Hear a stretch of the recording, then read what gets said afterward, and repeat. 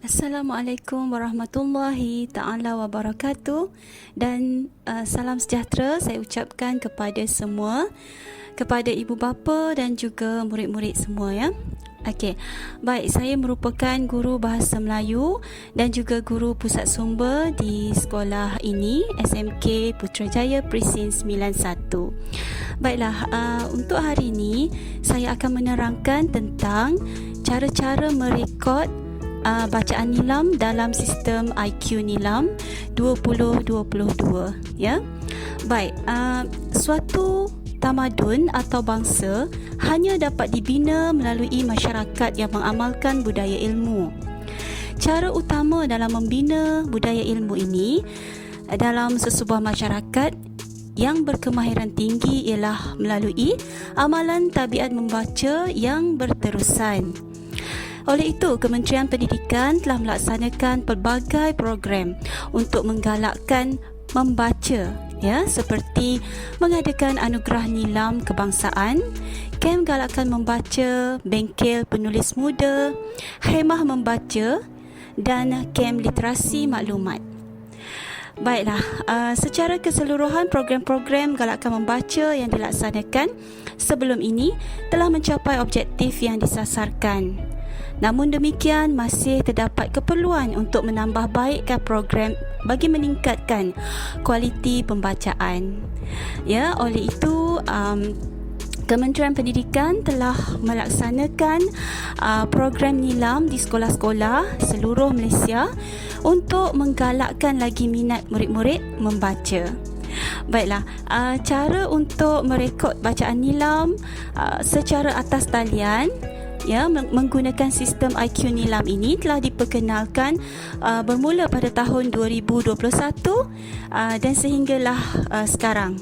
Baik, saya akan terangkan secara terperinci bagaimana kaedah dan cara. Baik, kita saksikan bersama-sama ya. Setiap buku mempunyai nama penerbit, tajuk dan juga penulis. Baik, juga dalam halaman yang seterusnya kita juga boleh lihat tahun terbitan, the editor dan sebagainya. Kemudian kita boleh lihat penerbit buku biasanya di dalam halaman pertama buku. Baik, kemudian kita akan lihat bagaimana cara kita nak mulakan untuk merekod dalam sistem IQ Nilam ini. Baik, saya tunjukkan cara untuk kita merekodkan bacaan dalam sistem IQ Nilam. Pertama sekali, typekan iqnilam.moi.gov.my. Kemudian anda akan lihat paparan delima sistem IQ Nilam.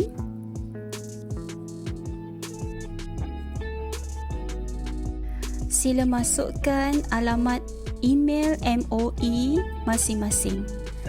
Untuk makluman, sistem IQ Nilam ini hanya boleh diakses menggunakan email MOE murid-murid. Kemudian anda akan lihat paparan muka depan sistem IQ Nilam ini yang mengandungi gambar dan juga nama penuh murid ya. Boleh masukkan gambar masing-masing. Baik, kemudian dalam paparan ini juga dinyatakan jumlah buku, jumlah bahan bukan buku dan jumlah bahan keperluan murid keseluruhannya. Baik, saya tunjukkan cara untuk kita merekodkan bacaan dalam sistem IQ Nilam. Tahun terbitan dan juga pengarang serta penerbit. Ini untuk bahan maklumat bahan bacaan ya, dalam bentuk buku. Baik, jenis bacaan pula, nyatakan jenis bacaan sama ada buku fiksyen iaitu buku yang mengandungi unsur-unsur sains dan bilangan buku tersebut, bilangan muka surat buku tersebut. Buku bukan fiksyen iaitu buku yang tidak ada mengandungi unsur-unsur sains. Kemudian bilangan muka surat Seterusnya, bahan bukan buku. Sekiranya murid tidak membaca buku, murid membaca poster dan sebagainya yang bukan dalam bentuk buku juga boleh direkod sebagai bahan nilam, ya. Sila buat pilihan jenis bahan bukan buku yang digunakan.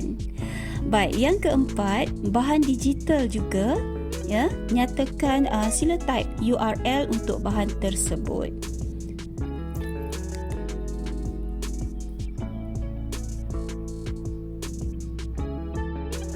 Sekarang murid-murid perlu mengisi bahagian rumusan, ya. Rumusan ataupun sinopsis bahan bacaan. Sila buat rumusan ringkas tentang bahan bacaan yang dibaca.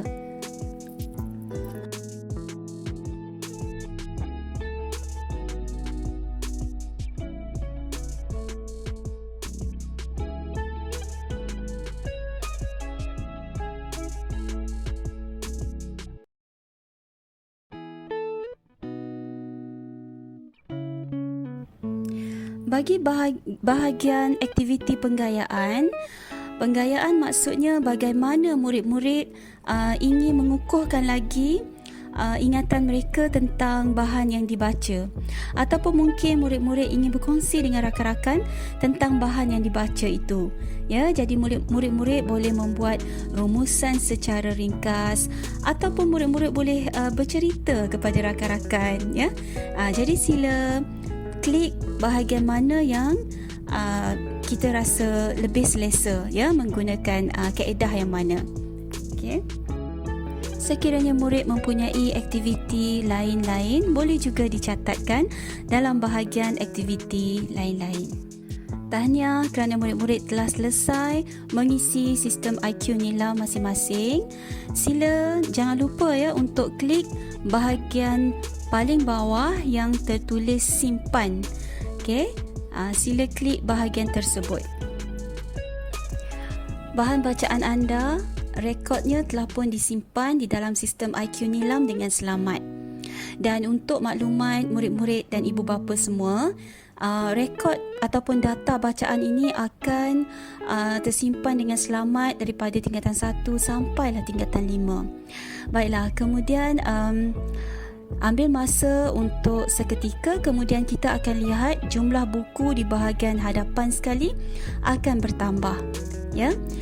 Sama ada kita membaca buku atau membaca bahan bukan buku, jumlah itu akan bertambah secara automatik lah setelah kita mengisi bacaan nila masing-masing. Dan setelah selesai, kita boleh tekan lock keluar.